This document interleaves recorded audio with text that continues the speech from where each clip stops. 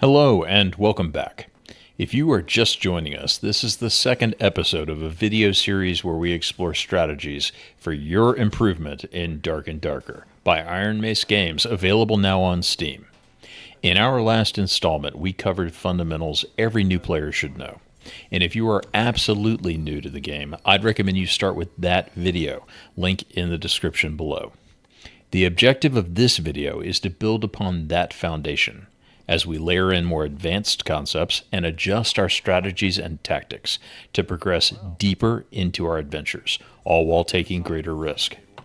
In this video, I will challenge you to get outside the comfort zone you've established in your early games. We are going to cover new game systems in additional detail and talk about adding new techniques and drills and exercises that will challenge you to develop new skills. Progress is often said to be about pain and repetition. If you find yourself getting frustrated, take a step back and revisit those fundamentals we covered in the first video. As you have likely already learned, there is a lot to unpack in Dark and Darker.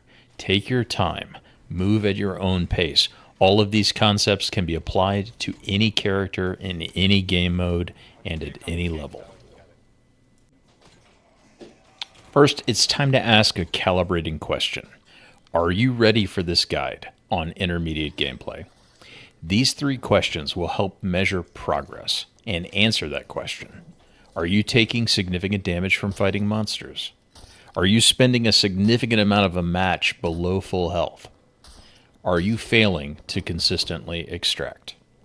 If you said yes to any of these questions, you have identified an area we need to work on.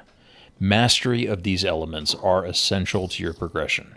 I'm not saying you won't find value in new concepts we will discuss here today, but pushing deeper into complexity may cause you frustrations if you're not already comfortable with these fundamentals. As a reminder, everything there is to learn on these subjects can be learned at level 1 with no gear and in normal lobbies. If you are still struggling in these areas, let's talk about it. Are you still taking a lot of damage from monsters? Lean in to practicing the two techniques we covered in the first video, that being bait and punish and the repositioning of your enemies to a terrain or obstacle which gives you advantage. Are you finding yourself low hit points during a large portion of your adventure? You need to bring more meds. Healing potions, bandages, surgery kits, and campfires. Bring these items in and use them. Your number one priority anytime you're not at full health is to get to full health. Reset to full. Did you just get hit by a goblin archer and lose 20% of your health? Don't loot that goblin. Don't check the door. Don't open that treasure chest. Drink a potion and also apply a bandage before you do anything else. Meds are cheap. Always be at full health. Now, I'm saying this from the perspective of an experienced player. I don't take significant damage in PvE. I bring 3 stacks of healing potions and 3 stacks of bandages minimum into every game I play, even on classes that have healing or sustain capability. I recommend you bring the same, at a minimum. To the last point, map knowledge is your key to reliable extraction. The best way to learn maps is to play them. But if that's not working for you, we also have full-sized maps and infographics available in my Discord, link below. So understanding and leveraging advantage. The essence of all gaming is in the expression and leveraging of advantage. Identifying when you have an advantage over an opponent is a critical skill we are going to work to develop. We will be focusing on ways to identify and classify our advantage to better aid in our in-game decision making. What we aspire towards is ultimately finding ways to create advantages over the course of a given fight. Given that we're new players, here is a maxim to govern when we choose to fight and when we choose to flee. Fight when you believe you have an advantage. Flee or evade if you believe you are at a disadvantage. I know this sounds reductive, and it is, but the decision-making process and the knowledge which drives this decision is a process which we'll be exploring together in some detail, both in this conversation and in future ones. So when we're staring down an opponent, and evaluating whether or not we want to take a fight. We need to be thinking about the different kinds of advantages we could have over an opponent. It starts with identifying their class, and then immediately their gear. Take a look at that gear. Here are two examples of fighters, both of them in various sets of gear. Which one seems stronger to you? Which would you prefer to fight? Here's an example of two clerics, also in various states of gear. Which one seems like the more formidable opponent? So I'm going to use that clip we saw earlier of the fighter versus the ranger to illustrate advantage. Which advantages I think I have going into the fight, how I'm sizing up my chances of it being a successful fight. The first thing I'm going to do is allow the clip to play at full volume through its entirety. We're going to walk back through it in slow motion, dissecting at what points I gained advantage, at which points I lost advantage, and what my mental calculus was about how that fight was likely to play out.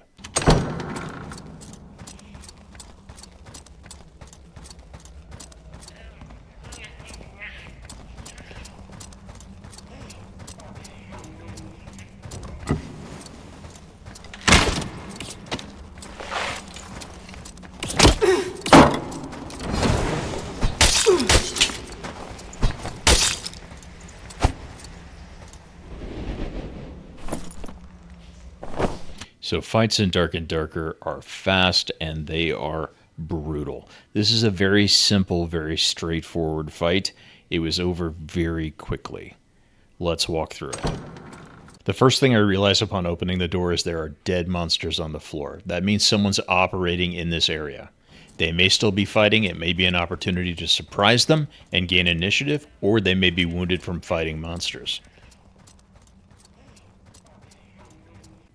So coming around the corner, I see my adversary. It is a ranger. He has a spear, he has a longbow, and he has just completed fighting a wolf. Let's talk about what I know now.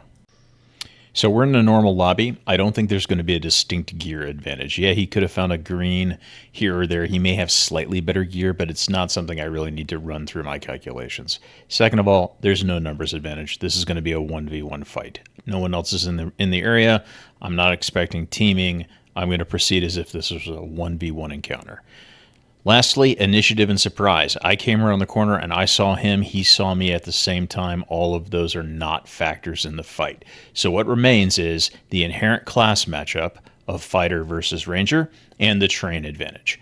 From a matchup perspective, my experience tells me this is slightly ranger favored, but only if he creates distance and kites me out to establish a significant health advantage. If he allows me to close into melee combat with him, I win that fight.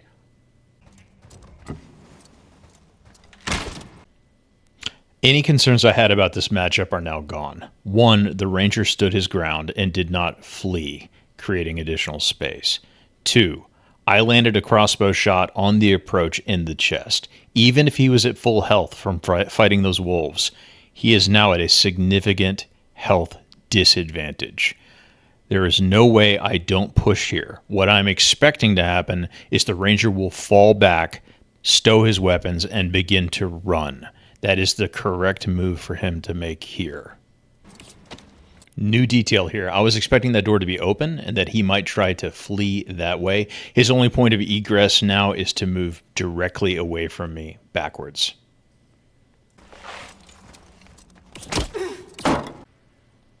Nine times out of 10, this fight is now over.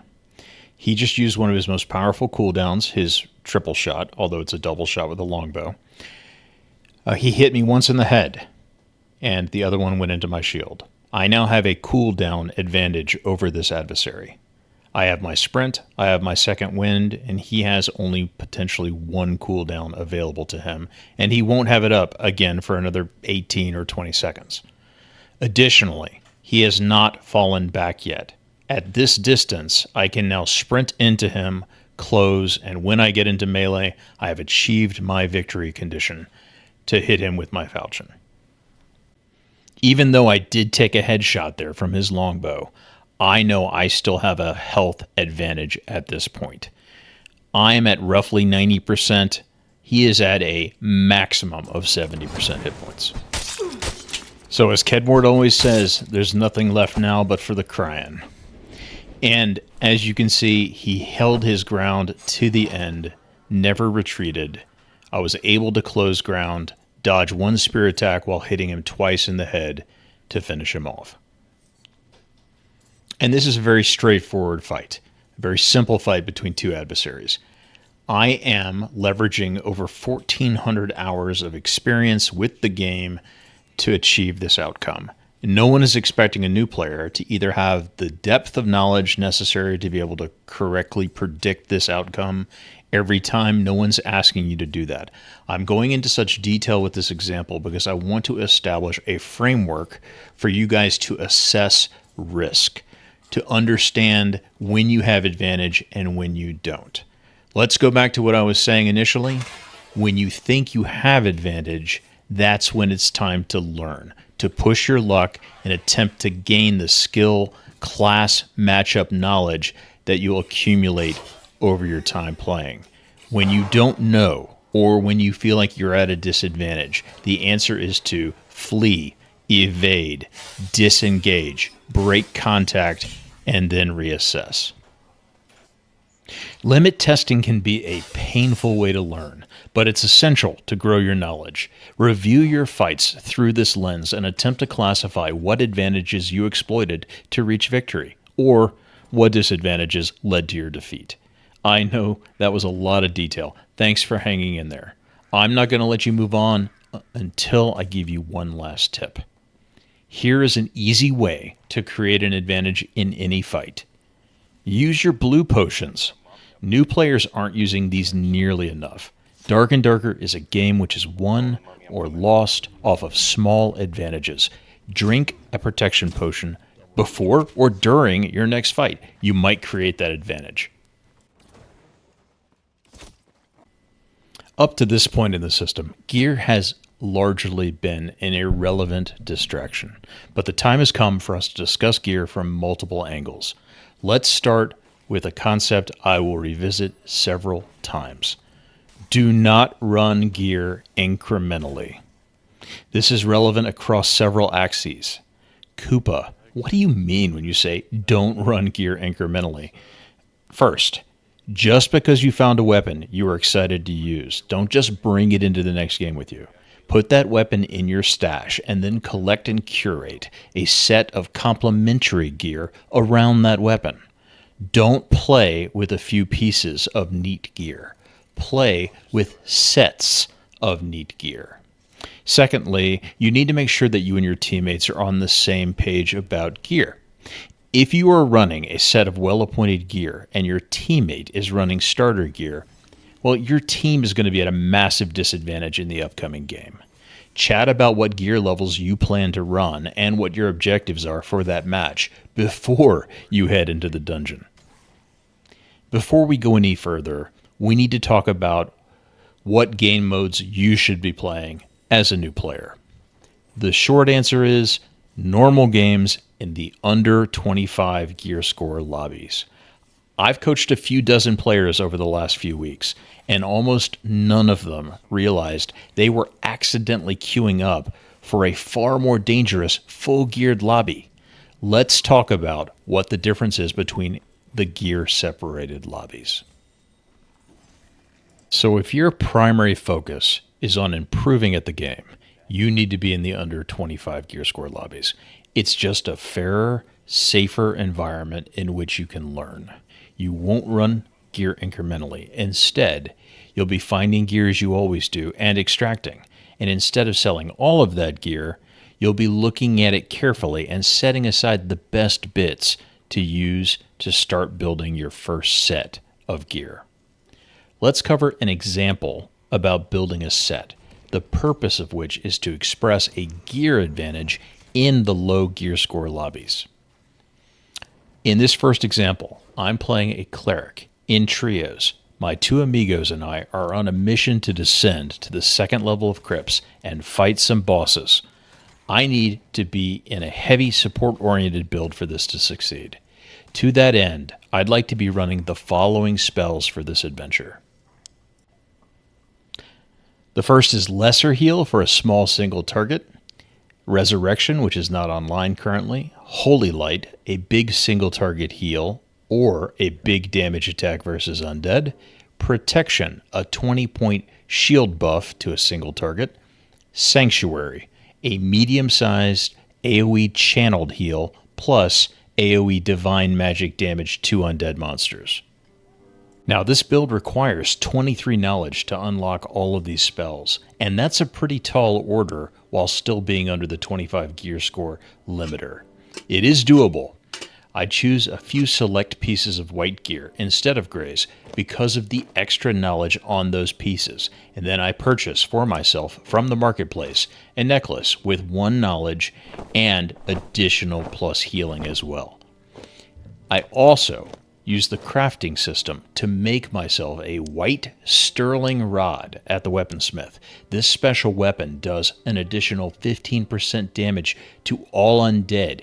Any attack that I use, any ability that I trigger while I'm holding this weapon, and it's cheap to craft. As you can see, this leaves me at a gear score of 22, so well below the gear score cap of 25. So this process we've just gone through of determining a build you'd like to run on your character, establishing both a stat and perhaps a gold budget for acquiring those pieces, it is the basic build craft of Dark and Darker. Longtime viewers know I'm not a big fan of shopping for gear. I'd rather be playing the game, not getting ready to play the game. I tend to play in a suboptimal way, by accumulating choice pieces along the way and shopping only as a last resort, to fill in a chess piece here or grab a piece of jewelry. I find it a lot more fun and fulfilling way to play the game. But if we're being honest, particularly for high gear score games, it is simply smarter to buy most of your gear from the marketplace. If you'd like to learn more about how to optimize your gear and your time shopping outside the dungeons by building sets of gear using the marketplace, I'm going to refer you to a friend of mine, a great YouTuber by the name of The Lore. Link to his channel in the description below. In a majority of his videos, he walks you through what kind of build he's shooting for, how he thinks about the economics of risk and reward, stat breakpoints, and he just does a fantastic job of explaining his thought process about his purchases, which are going to increase his chances of success in his high roller games. If you'd like to improve at basic build craft using the marketplace, his videos will be very valuable for you. So let's talk about the action economy in Dark and Darker. An easy way to think about the action economy is to take the total game time of a match and then divide it by the total number of potential actions your character could take in that time. How efficiently we use our time in a match has a profound impact on our results. The action economy is an advanced concept we'll be spending more time on later, but we need to start thinking about it now, and here's a great drill and a challenge to do exactly that. Right now, you may not know it, but you're likely using a military tactical doctrine known as an ODA loop. You're making lots of small tactical decisions in every game, serially, like one at a time. Here is an example of the ODA loop. I would like to challenge you to begin to batch your decisions and your decision-making process. The first step, we'll take 2 at a time. Don't make a decision about what your character is going to do next. Begin planning not only your next action, but also the one that you plan to execute after that. This thought exercise, this drill, will slowly rewire your brain in a great way and greatly increase the number of potential actions your character can perform by decreasing or eliminating any delay between those actions. We will revisit this topic in future episodes, but for the time being, focus on this drill and this challenge to begin to batch your actions together. Now, as new players, we've been working on fighting monsters in isolation, one at a time, while we became increasingly comfortable with the basic mechanics of Dark and Darker. As we transition into intermediate players, it's time to challenge yourself with scenarios which at first felt overwhelming. For most new players, when they get surrounded by monsters, well, the doom music starts to kick in. They get panicked, start making mistakes, and, well, you likely know where that leads. It's time to get comfortable being around large groups of hostile monsters.